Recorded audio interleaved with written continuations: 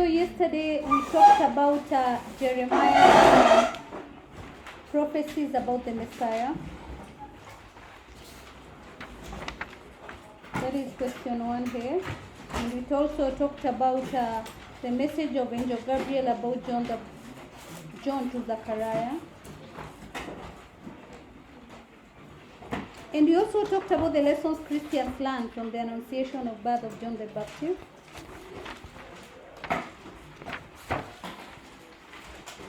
So today we are going to... we also talked about the differences between work of John the Baptist and that of Jesus, right? Yeah. So today we are going to talk about the reasons why Jesus faced opposition from the Pharisees in Galilee. So before we talk about those reasons, or read the question that was in the exam. Read the question, Celestine. Question 2B. Give 4 reasons why Jesus faced opposition from the Pharisees in Galilee. Luke 5, 6 to 11. Can someone read Luke chapter 5 from verse 6 to 11?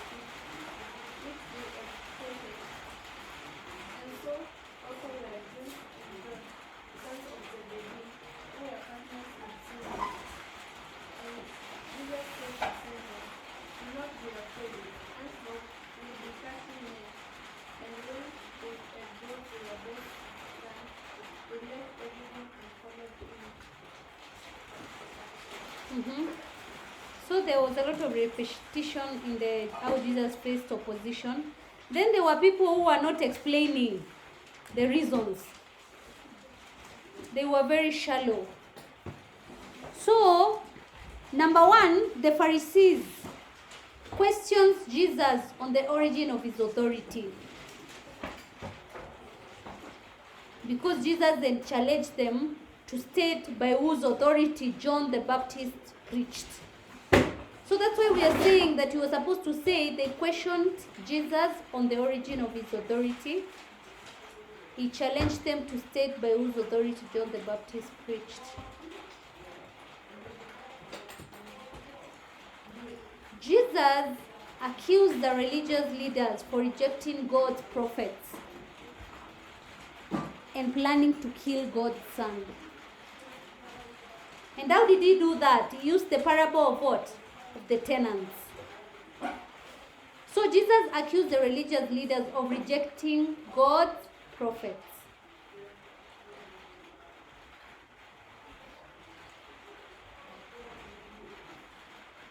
Number 3, they wanted to trap Jesus by asking him whether it was right to pay taxes to the Roman government or not. Yes, you can also say Caesar. It's okay. It's the correct thing. So they wanted to trap Jesus by asking him whether it was right to pay taxes to Caesar or to the Roman, you could just say to the Roman government. So they wanted to know whether, they wanted to trap him by asking whether they're supposed to. And what did he tell them? Give to Caesar what belongs to Caesar, and God what belongs to who? To God. Number 4, the Sadducees approached Jesus to confirm on the issue of resurrection.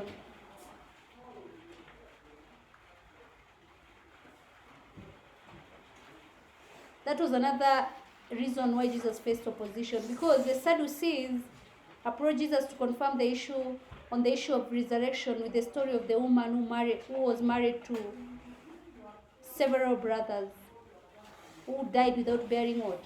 Children.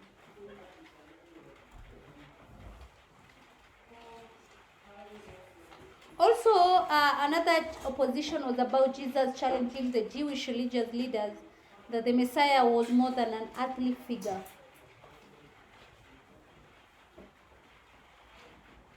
That the Messiah was more than an earthly figure. And also, remember, Jesus accused the scribes and the lawyers for practicing hypocrisy.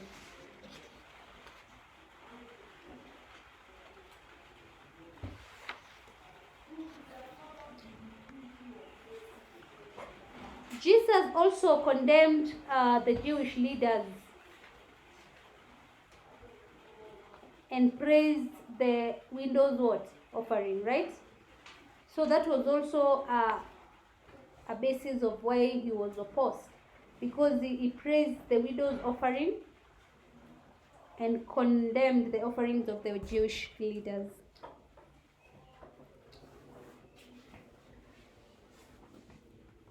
Question 2C.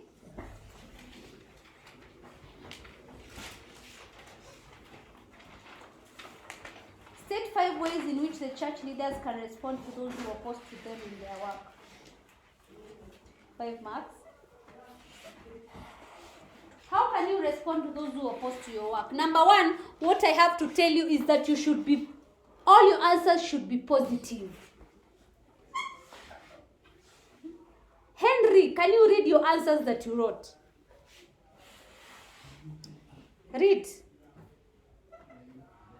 Yes? All of them. Henry,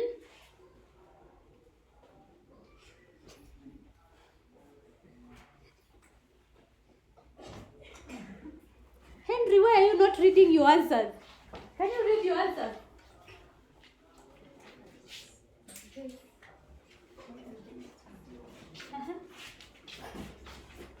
Can you read your answers? Because I want them to know how. No, we are learning. Now we did the exam, we marked. Now we are learning.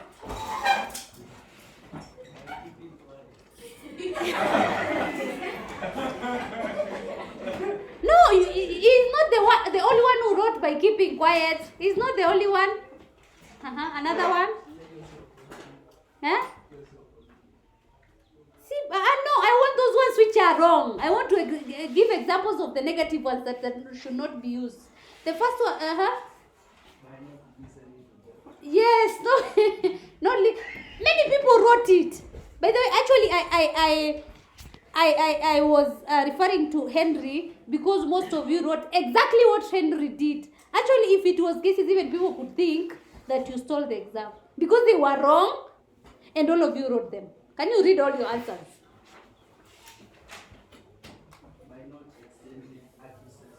Yes, not exchanging. Yes. What I wanted you to teach you is not about Henry's answers or anything like that. I wanted you to teach you that you should not say you should not do something like that. What should you do? You're being asked, how should you respond to them? So number 1, by finding out the causes or the reason of the opposition. That is how in Christianity you should react to those people who are opposing you as a leader. You find out the causes or the reasons for the opposition. And then the one that he wrote correctly, you should pray for them, or you pray with them.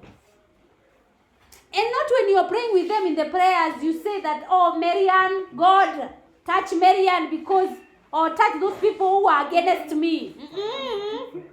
You pray, yes.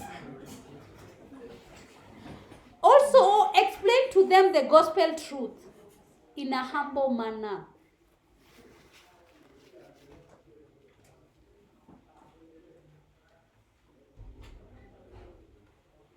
Or in basic terms, you can just say to guide and counsel them. You explain to them the gospel truth in a humble manner.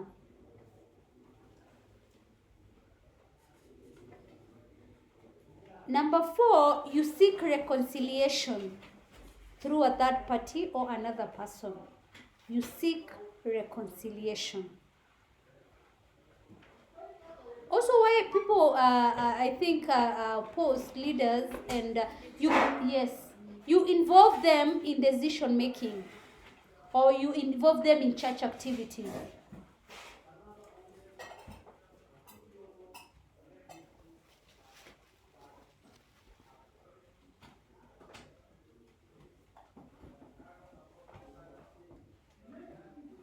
You recognize their efforts in supporting the church matters.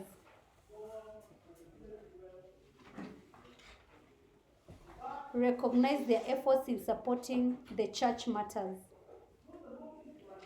You also visit them in their homes, or you say, it's the same point by saying you fellowship with them or you preach to them in their homes.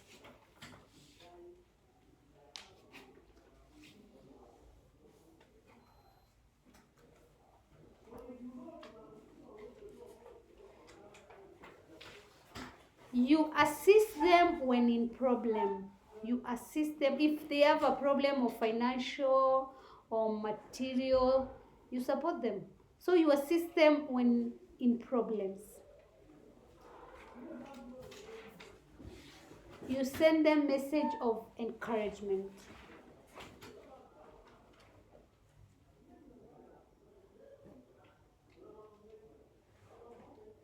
And then lastly, you change your approach to the issue.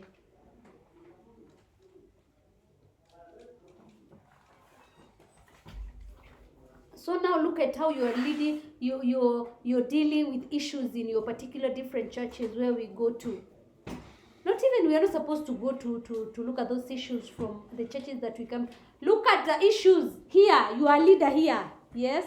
I like giving Miriam because we pray together and I know she's a leader. Let me give another example. Who's the CU chair here? Who? Henry, huh?